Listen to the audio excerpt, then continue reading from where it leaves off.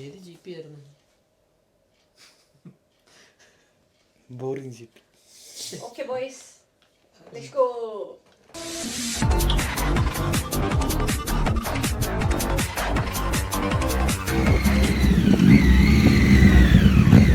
Hey hello, welcome to Helmet Tales and Grammar. എൻ്റെ പേര് നിതിൻ.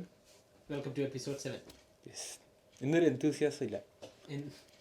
ഇന്ന് ഈ സീസണിലെ ഏറ്റവും ബോറിംഗ് റേസ്. കാരണം ഫാബിയോ വീണു. ഫാബിയോ വീണോണ്ടല്ലേ ഭയങ്കര ബോറിംഗ് റേസ് ആയിരുന്നു. കഴിഞ്ഞ 3 റേസിൽ ഫാബിയോ മറ്റേ ടോപ്പ് പോൾ പൊസിഷനൊക്കെ അടിച്ചില്ല. അന്നേരം നല്ല എന്തൂസിയാസം ഉണ്ടായിരുന്നു. ഇപ്രാവശ്യം പോയി. അങ്ങനെ നല്ല എന്ത് റേസാണ്, ഭയങ്കര ബോറായിരുന്നു. ഇത് ഫുൾ ഓൺ മാർക്കസ് റേസ് ആയിരുന്നു. ഫ്രീ പ്രാക്ടീസ് തൊട്ട് പോളും സ്പ്രിന്റും റേസും ഒക്കെ മാർക്കസിന്റെ റേസ്. യെസ്.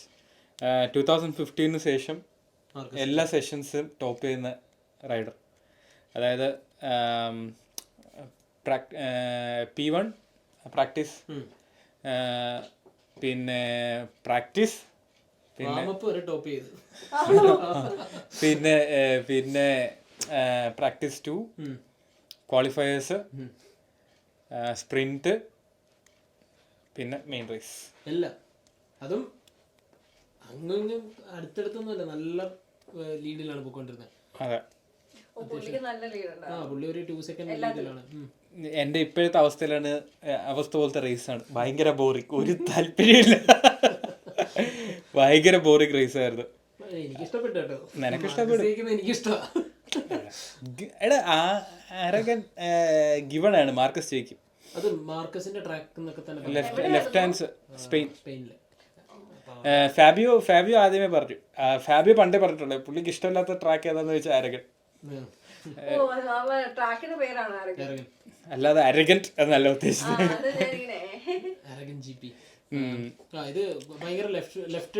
വളരെ കുറച്ച് റൈഡേഴ്സ് ഇഷ്ടമല്ലെന്ന് പറഞ്ഞിട്ടുള്ളൂ. അതിലൊരാൾ ഫാബിയോ.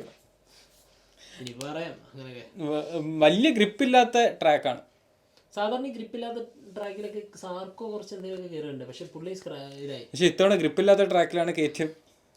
അത് പറഞ്ഞല്ലോ, KTM ആക്ച്വലി അത്യാവശ്യം നന്നായിട്ട് പെർഫോം ചെയ്തു കമ്പാരിറ്റീവ്ലി. എനിക്ക് തോന്നുന്നു ഗ്രിപ്പില്ലാത്തതുകൊണ്ട് KTM വിചാരിച്ചാടും ഇത് ഓഫ് റോഡ് ട്രാക്കാണ്. അപ്പൊ പിന്നെ ഇത് ഓഫ് റോഡ് നമ്മുടെ ആണല്ലോ. പക്ഷെ എന്നിട്ട് എന്ത് ചെയ്യാനാണ്, മെയിൻ റേസ് വന്നപ്പം ഗ്രിപ്പില്ല, പിന്നെ അവരുടെ ടയർ മാനേജ്മെന്റ് പൂറായിട്ട് താഴ്പോയി. ഇന്നത്തെ വീഡിയോ ഭയങ്കര ചെറുതായിരിക്കും, കാരണം പ്രത്യേകിച്ച് പറയാനൊന്നുമില്ല. ഈ റേസിനെ കുറിച്ച് വലുതായിട്ടൊന്നും പറയാനൊന്നുമില്ല. ഫ്രൈഡേ റേസ് തുടങ്ങിയപ്പോൾ തന്നെ എല്ലാവർക്കും മനസ്സിലായി എന്താ നടക്കാൻ പോകുന്നത്. എല്ലാവർക്കും മനസ്സിലായി, ബാക്കിയുള്ള റൈഡേഴ്സിന് വരെ മനസ്സിലായി. എല്ലാവരും സെക്കൻഡിന് വേണ്ടിയൊക്കെയാണ്. പുള്ളിയുടെ അടുത്ത് ട്രാക്കില് ലൈക്ക് പോൾ എസ്പ്രാർഗോ ആയിരുന്നു ഇത്തവണ മറ്റേ മൈക്കും പിടിച്ച് നടത്തുന്നത്. അലേഷ് എസ്പ്രാർഗോ അനിയൻ. പുള്ളി വന്നിട്ട് മാർക്കസിന്റെ അടുത്ത് ചോദിക്കും, ഇത്തവണ ഉറപ്പിക്കാമല്ലോ അല്ലേ? പുള്ളി ഇങ്ങനെ, നിങ്ങളൊന്നും ഇങ്ങനെ പറയാതിരിക്കുവോ, നിങ്ങൾ ഇങ്ങനെയൊക്കെ പറയുമ്പോഴാണ് ഞാൻ താഴെ പോയി വീഴുന്നത്. പുള്ളി അങ്ങനെ പറഞ്ഞു. മാർക്കസ് നമ്മളെ മുത്ത് എന്റെ സൈഡിൽ വെച്ചേക്കുന്നുണ്ടോ? ഓ അങ്ങനെയാണല്ലേ അതവിടെ വന്നത്. ഓ എനിക്കങ്ങനെ ഡുക്കാറ്റിന്നല്ല, ലൈക്ക് മാർക്കസിനെ എനിക്ക് ഇഷ്ടമാണ് പണ്ടേ. മാർക്കസ് ജയിക്കണമെന്നാണ്. അല്ല, അൽവാരോ ബെത്തിസ്തനെ കണ്ടിട്ടല്ല. അൽവാരോ ബെത്തിസ്ത, പിന്നെ മറ്റേ ഫെർമിൻ അല്ല ഫെർമിൻ ഓൺലി, മറ്റേ WSPK നിക്കോള ബുലേഗനെ ആക്ച്വലി WSPKയിലെ ടോപ്പ് റൈഡറാണ്. ടോപ്പ് റാക്കിന് കോമ്പറ്റീഷൻ കൊടുക്കാൻ പറ്റുന്ന ഒരു റൈഡറാണ്. ഇല്ല, ഇത് പറഞ്ഞിട്ട് എനിക്ക് പോകണം. Next big thing from Italy എന്ന് പറഞ്ഞുകൊണ്ടിരുന്നത് റോസിയുടെ ശിഷ്യനാണ് നിക്കോള ബുലേഗ. WSPKയില് അവിടെയൊക്കെ റൈഡേഴ്സിന്റെ പേര് Marc Marquez, Dani Pedrosa, Valentino Rossi, ഓർഹെ മാർട്ടിൻ, അമർ, നിതിൻ ചന്ദ്രൻ. അതൊക്കെയാണ് ദാരിദ്ര്യം. അതൊക്കെയാണ് റേസേഴ്സിന് ഇവിടെ ലൂക്ക് റൈഡർ പേര് തന്നെ റൈഡർ. കേൾക്കുമ്പോ തന്നെ നമുക്ക് മനസ്സിലാവും ഒരു കിടില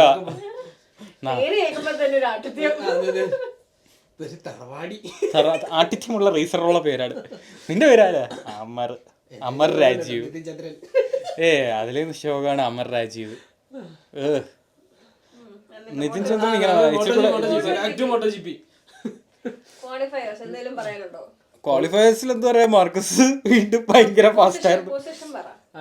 ആക്ച്വലി സ്പ്രിന്റ് അല്ല, ക്വാളിഫയേഴ്സിന്റെ പൊസിഷനിങ് പറ. ഫൈനലിലെത്തിയപ്പം ക്വാളിഫയേഴ്സ് കഴിഞ്ഞപ്പം മാർക്കസ്, മാർക്കസ് അനിയൻ മാർക്കസ്, പിന്നെ മറ്റേ പുള്ളി മോർബിഡലി. മോർബിയെ പറ്റി പറയാ. പിന്നെ ബനിയായിരുന്നു തോന്നുന്നു. ബനിയ.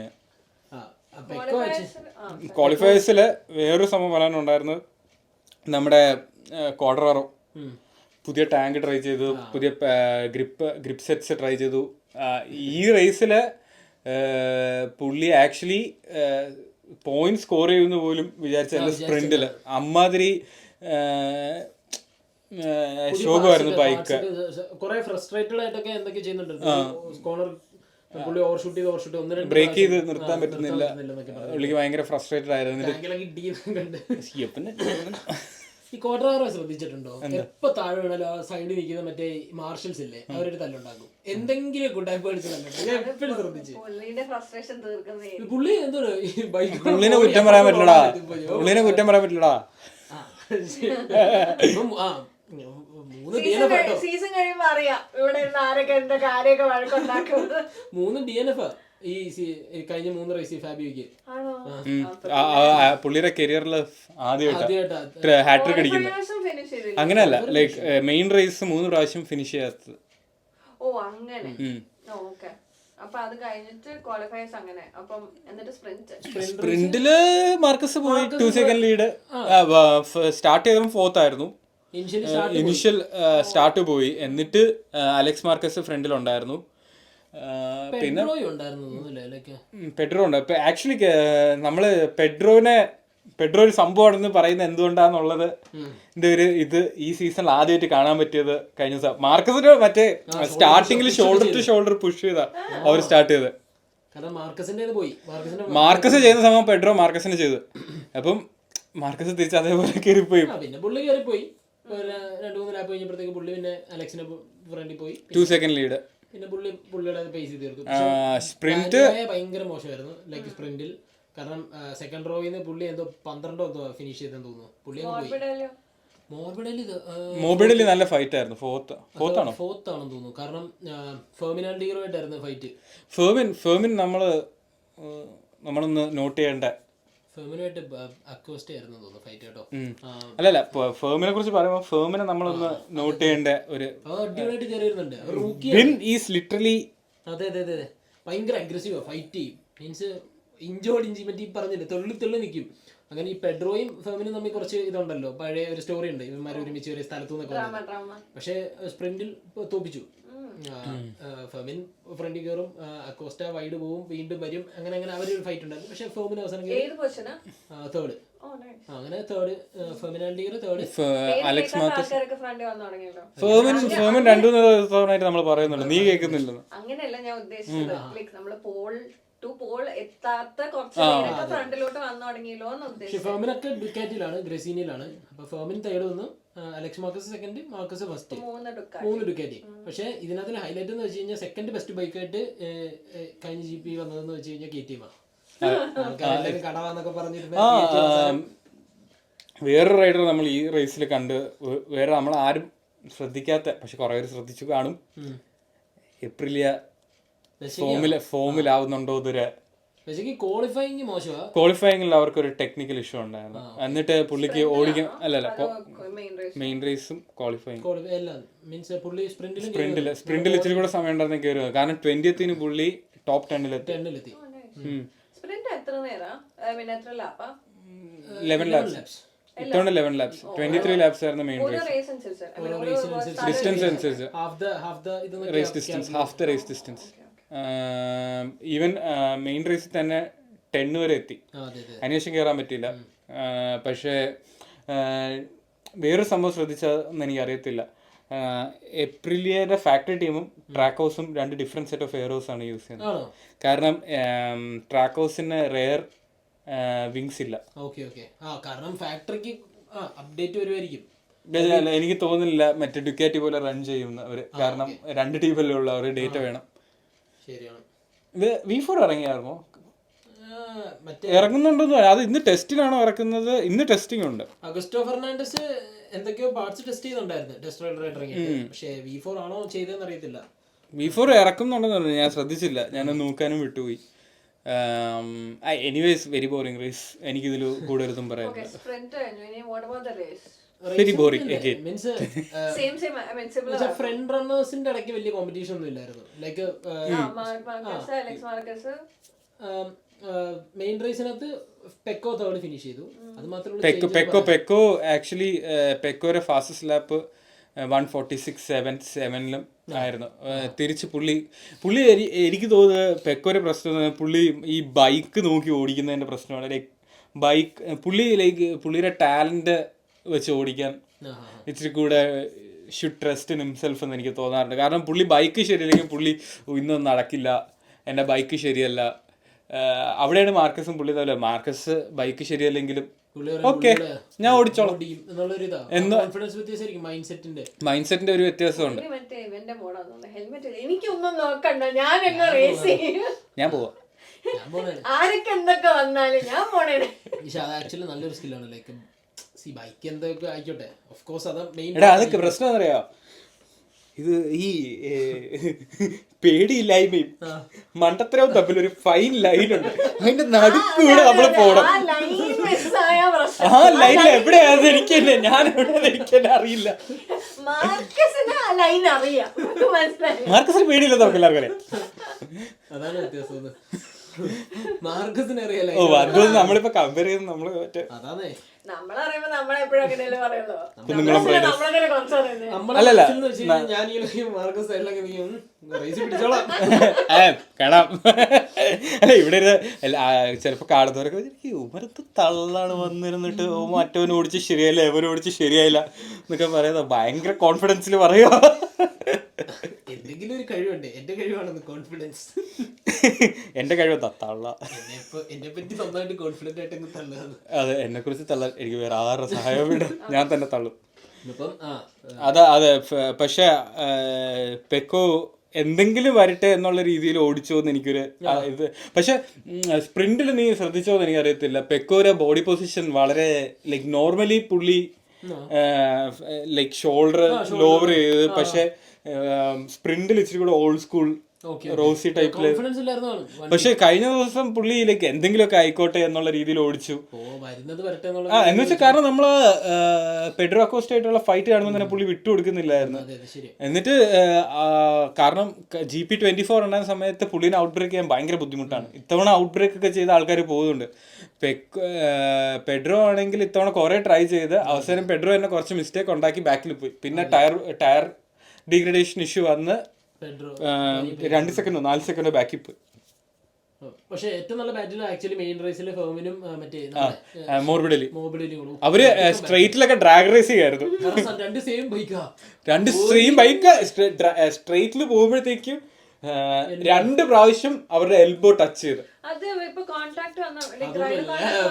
F1 പോലെ അങ്ങനൊന്നും ഇല്ല കേട്ടോ. ഇതിലൊക്കെ പൊരിഞ്ഞിടി means unless rider road rash വീഴുന്ന ഒരു ഇഷ്യൂ ഉണ്ടാകത്തില്ലെങ്കിൽ പ്രശ്നമൊന്നുമില്ല. ബാറ്റിൽ ഇതൊക്കെ ഉണ്ട്.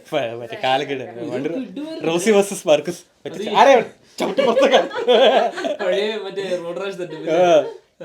എന്നിട്ട് ഈ ഫെമിനും മോർബിയും കൂടെ ഉള്ള ഫൈറ്റ് ആക്ച്വലി നല്ല രസമായിരുന്നു. അത് മാത്രമായിരുന്നു. ലൈക്ക് മാർക്കസിനെ ഒന്നും കാണിക്കുന്ന പോലും ഇല്ലായിരുന്നു, ഫ്രണ്ട് റണ്ണേഴ്സിനൊന്നും കാണിക്കുന്നില്ലായിരുന്നു. മീൻസ് ടെലികാസ്റ്റിനകത്ത് മീൻസ് അവരൊക്കെ പുറത്ത് ഈ ഏരിയയിലൊക്കെ. പിന്നെ വിന്യാലേസും മറ്റേ Joan Mir actually 7th or 8th ആണ് ഫിനിഷ് ചെയ്തത്. അയാളുടെ ഏറ്റവും ബെസ്റ്റ് ഫിനിഷിംഗ് ആയിരുന്നു ഇത്തവണ. എനിക്ക് കറക്റ്റ് നമ്പർ അറിയത്തില്ല, പക്ഷെ 11 DNF അല്ല ഇത്തവണത്തെ 8 റേസിനകത്ത് 11 ഡിസ്ക്വാളിഫിക്കേഷൻ സ്പ്രിന്റ് ഉണ്ട്. ശരി പിന്നെ ക്വാളിഫൈയിലൊക്കെ വീണിട്ടുണ്ടായിരിക്കും, എവിടെയെങ്കിലും. അപ്പൊ ഇപ്പോഴത്തെ standing basically Marquez, Alex Marquez, Pecco Bagnaia third. Bagnaia actually main race നന്നായിട്ട് ഓടിച്ചായിരുന്നു, ലൈക്ക് ഫൈറ്റ് ചെയ്ത്. മെയിൻ റേസ് അലക്സ് മാർക്കസിന്റെ അടുത്ത ഗ്യാപ്പ് കുറഞ്ഞു വരുന്നുണ്ടായിരുന്നു, പക്ഷെ വീണ്ടും അലക്സ് മാർക്കസ് പുഷ് ചെയ്യും. പക്ഷെ നമ്മള് ആദ്യം കണ്ട റേസുകൾ പോലെ ആയല്ലേ വീണ്ടും.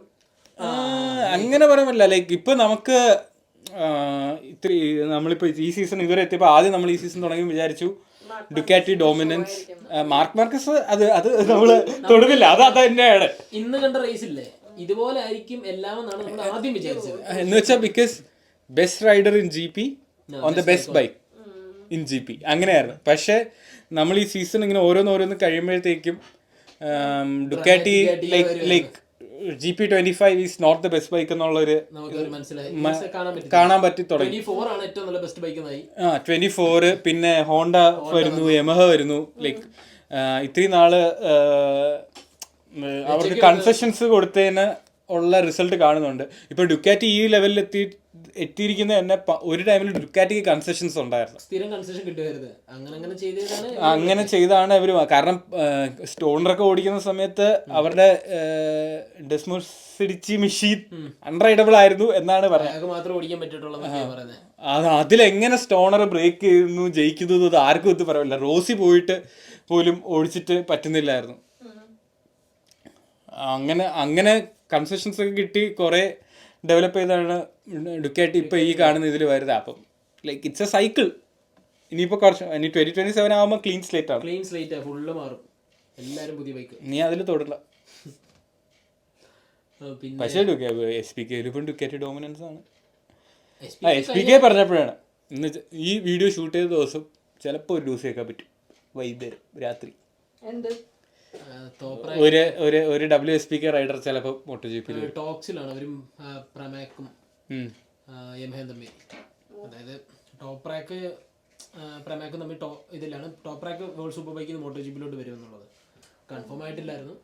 പക്ഷെ എനിക്ക് ഇപ്പോഴും അറിയാം. കാരണം ഹിസ്റ്റോറിക്കലി WSPK റൈഡേഴ്സ് ഇതിൽ വരുന്നതിനെ കുറിച്ച് എനിക്കറിയത്തില്ല. ബിക്കോസ് ഞാൻ WSPK ഫോളോ ചെയ്യും, പക്ഷെ എന്നാലും GPയിൽ അത്ര റിലീജിയസ് ആയിട്ട് ഫോളോ ചെയ്യാറില്ല. പക്ഷേ GPന്ന് WSPK പോയ ആൾക്കാർ വന്നിട്ട് ഇവിടെ MotoGPയിൽ മിഡ് പാക്കിൽ നിന്ന ആൾക്കാർ അവിടെ കിടുവോ. അവിടെ നിന്ന് വരുന്നവർ ഒരു മിഡ് പാക്കൊക്കെ, കാരണം GP വേറെ റേഞ്ച് റൈഡിംഗ് ആണ്. ICSE സ്കൂളിൽ പഠിച്ചിട്ട് CBSE സ്റ്റേറ്റിലോട്ട് ഒരുമിച്ചിട്ട് ഈസിയാന്ന് പറയത്തില്ലേ, പക്ഷെ തിരിച്ചങ്ങോട്ട് പോകുമ്പോൾ ഇച്ചിരി പാടായിരിക്കുമല്ലോ പഠിക്കാൻ. ആ ഒരു സ്കീമാന്ന് തോന്നുന്നു. പിന്നെ ലൈക്ക് ടോട്ടലി ഡിഫറെന്റ് മെഷീൻസ് ആണ്. ഒന്ന് പ്രോട്ടോടൈപ്പ്, ഒന്ന് പ്രൊഡക്ഷൻ റെഡി ബൈക്കിനെ ഡെവലപ്പ്. ലൈക്ക് ഒബ്വിയസ്ലി ലൈക്ക് കുറേ മാറ്റങ്ങളുണ്ട്. പക്ഷെ at the end of the day അത് നമുക്ക് ശരിയാണ്. പിന്നെ അറിയില്ല ഇപ്പം പിന്നെ ഡേറ്റയുടെ ഒക്കെ ഇതല്ലേ.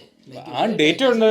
പെക്കോ ബെഗ്നയും മാർക്ക് മാർക്കസിനും എന്താ ഡേറ്റ കിട്ടാത്ത? എന്നിട്ട് അതല്ല ലൈക്ക് ഫാക്ടറി അല്ലെങ്കിൽ പ്രാമാക്ക് ഒക്കെ ടോപ്പ് റാങ്കിന്റെ ഡേറ്റ കണ്ടിട്ടുണ്ടായിരിക്കും. കൺട്രോൾ ബൈക്ക് കൺട്രോൾ ഭയങ്കര ഭയങ്കര. അയാൾ ഹാർഡ് ബ്രേക്കിങ്ങിലല്ല, ബൈക്ക് കൺട്രോൾ. അയാൾ സ്റ്റണ്ടർ ആയിരുന്നു. അയാളുടെ അച്ഛന് സ്റ്റണ്ടർ റൈഡറല്ലേ, അപ്പൊ അമ്മാതിരി കൺട്രോളാണ്. ബേസിക്കലി കണ്ടറിയാം. അതൊന്നും പറയാൻ പറ്റില്ല എന്താവുന്നത്. Like top rank most probably വരുമായിരിക്കും തോന്നുന്നു. എനിക്ക് top rank may be I will be wrong, I wish I am wrong. Top rank ഒരു മിഡ് പാക്ക് ആവാനാണ് ചാൻസ്. നോക്കാം 2027 വരുന്നല്ലേ. 2026 വരും അല്ലേ. മില്ലറിന് ഈ വർഷം കൂടെ കോൺട്രാക്ട് ഉണ്ട് 2025. മില്ലറിന് WSPK ഒരു ഓഫർ വന്നിട്ടുണ്ടെന്ന് പറയുന്നത് കേട്ടു. ചിലപ്പോൾ അവിടെ പോയിട്ട് മില്ലർ ഇടം പൊളിക്കും. അറിയില്ല. In Miller V trust. അതാണ് അവിടെ. പിന്നെ ഹോർഹയെ പറ്റി ഇന്ന് ബാക്ക്ഗ്രൗണ്ട് വ്യത്യാസമുണ്ട്. ഇന്ന് ഇവിടെ അമിതമായ തണുപ്പ് കാരണം താഴത്തെ സ്ഥിരം സ്റ്റുഡിയോയിലിരുന്ന് ഇൻഡോറിലിരുന്ന് ഷൂട്ട് ചെയ്യാന്ന്. ഇവിടത്തെ പുറത്താക്കാൻ പറ്റില്ല, അമ്മാതിരി തണുപ്പ്. നമ്മളാണ് ഈ ആഴ്ച ബൈക്ക് കൊണ്ട് പോകുന്നത്. ബൈക്ക് അത് അറിയില്ല. എനിവേ അത് ഗെറ്റിംഗ് റെഡിയാണ്. കുറെ നാളായിട്ട് കൗച്ചിരുന്ന് കഥ പറയുക, തള്ളുക. കൗച്ചിലിരുന്ന മാർക്കസ് എന്താ കാണിക്കുന്നത്? മാർക്കസിന് മെസ്സേജ് അയച്ചു പോരാ കേട്ടോ. ചുമ്മാ പറയാൻ പറ്റില്ല. എവനാണെങ്കിൽ അയക്കും. മാർക്കസ് ഏട്ടാ മില്ലറിനൊന്നും അയക്കണമെന്നുണ്ട് എനിക്ക്. മില്ലറിനെ ഞങ്ങളുടെ ഒരു ഫ്രണ്ട് അയച്ചിട്ടുണ്ട് ഓൾറെഡി. അത് കേട്ട് മില്ലർ അടുത്ത ദിവസം എന്തായാലും അടുത്ത GP നോക്കാം. കുറച്ചുകൂടി ഇൻട്രസ്റ്റിംഗ് ആയിരിക്കും. നെക്സ്റ്റ് വീക്ക് ആണ് ഇറ്റലി. അടുത്ത വീക്ക് അല്ലേ? അതിന്റെ അടുത്ത വീക്കാണ് അല്ലേ? ഇന്നലെ അല്ലായിരുന്നോ 2 weeks. മറ്റേ ആ race? ശരിയാ. അല്ല സാധാരണ ഇടയ്ക്കിടയ്ക്ക് വീക്ക് ബൈ വീക്ക് ഒക്കെ വരാറുണ്ടല്ലോ.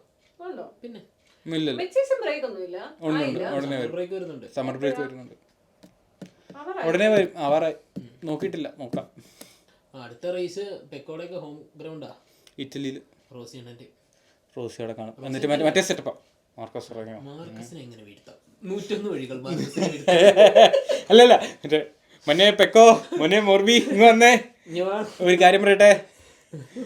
ഇവിടെ ലൂക്ക മറിയിട്ടൊക്കെ ഇപ്പൊ എന്ത് ചെയ്യാ? ലൂക്കമാരന് വീട്ടിലിരിക്കുക, ക്രാഷായി. ആ, പുള്ളി മറ്റേ എൻഡുറൻസ് റേസിങ്ങിന് പോയി ഇതിനിടയ്ക്ക്. മറ്റേ അത് മറ്റേ ട്രെയിനിങ് മുഖ്യം പിക്കുന്നതെന്ന് പറഞ്ഞ് അവിടെ പോയി മറിഞ്ഞു വീണ്. ഓണ്ട പറഞ്ഞ് ഇനി വരണ്ടെന്നാ തോന്നുന്നത്. അടുത്ത സീസണിൽ കാണത്തില്ലെന്ന് പറയുന്നത് കേൾക്കുന്നു. എന്താ ലൂക്കമാരുടെ കോൺട്രാക്ട് വർഷം തീരുവ. ആ ചേട്ടൻ അപ്പഴേ പോണ്ടാന്ന് പറഞ്ഞാണ്. ഏട്ടായി. അപ്പൊ എനിക്ക് തിരിച്ച് VR വരട്ടെ. വേണ്ട, ഡിജിനെ കളയാൻ ചാൻസ് ഉണ്ടെന്ന് തോന്നുന്നു. ഇല്ല, ഡിജിയാണ് അവരുടെ കൺസിസ്റ്റന്റ് റൈഡർ. ഇപ്പൊ ഈ സീസൺ മോബിഡിലി മോർബിഡില് ഈ സീസണും കൂടെ അവന്റെ കോൺട്രാക്ട് എക്സ്റ്റെൻഡ് ചെയ്ത് കൊടുത്തിട്ടില്ല ഇതുവരെ. അത് കൊടുക്കും, അതെന്തായാലും കൊടുക്കും. നന്നായിട്ട് ഓടിക്കുന്നുണ്ട് ചേട്ടൻ.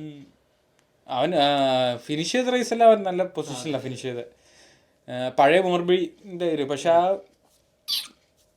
നല്ല ബ്രേക്കിംഗ് ആണ്, ലേറ്റ് ബ്രേക്കറാ. അങ്ങനെയാണ് ഫെർമിനെ അങ്ങനെ പിടിച്ചു നിർത്തിയത്. നല്ല ബാറ്റിലായിരുന്നു അത് മാത്രം ഉണ്ടായിരുന്നു ആക്ച്വലി നമുക്ക് കാണാൻ. ജിപിക്കകത്ത് കാണാൻ ആക്ച്വലുള്ളത്. അപ്പൊ എന്തായാലും അടുത്ത GP കുറച്ചുകൂടെ ഡ്രമാറ്റിക് ആയിട്ട് ഒക്കെ വരുമെന്ന് വിചാരിക്കും അല്ലേ?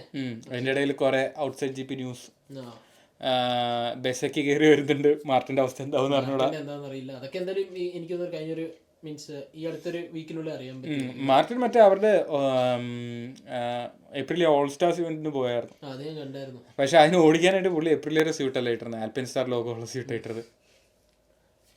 ചിലപ്പോ ഇനി കോൺട്രാക്ട് ഇത് വല്ലതും ആൽപ്പിൻ സ്റ്റാർസ് വല്ലതും ഇതുവരും പറഞ്ഞിട്ടുണ്ടായിരിക്കും അല്ലേ? ബെസക്കി ഏപ്രിൽ ആയിട്ടല്ലേ? മാക്സ് ബിയാഗി അവരെല്ലാരും ഏപ്രിൽ. എനിക്ക് അറിഞ്ഞൂടാ, അത് ഭയങ്കര ഓടായിരിക്കും അവിടെ വന്നിക്കാൻ. ഒരു അറ്റ്മോസ്ഫിയറെ ഒരു ഇതായിരിക്കും അല്ലേ? മറ്റേ നമ്മൾ മറ്റേ ഓഫീസിൽ റെസിഗ്നേഷൻ ഇട്ടിട്ട് നോട്ടീസ് പീരീഡ് സെർവ് ചെയ്യുന്ന പോലെ ആയിരിക്കും. ചെറിയ മാനേജറിനെ രാവിലെ കാണും. വരുവേം വേണം, കാരണം 4 മാസം അയച്ച് പോയേ പറ്റത്തുള്ളൂ എന്നുള്ള. ഇതൊക്കെ ഇത്രേ ഉള്ളൂ ഈ റേസ്. ഓക്കെ, അപ്പോൾ അടുത്ത എപ്പിസോഡിൽ നമുക്ക് കാണാം. അപ്പോൾ അതുവരെ ബൈ. Okay bye. ഒരു എന്തൂസിയാസം ഇല്ലാത്ത ബൈ ഈ റേസ് വരെ.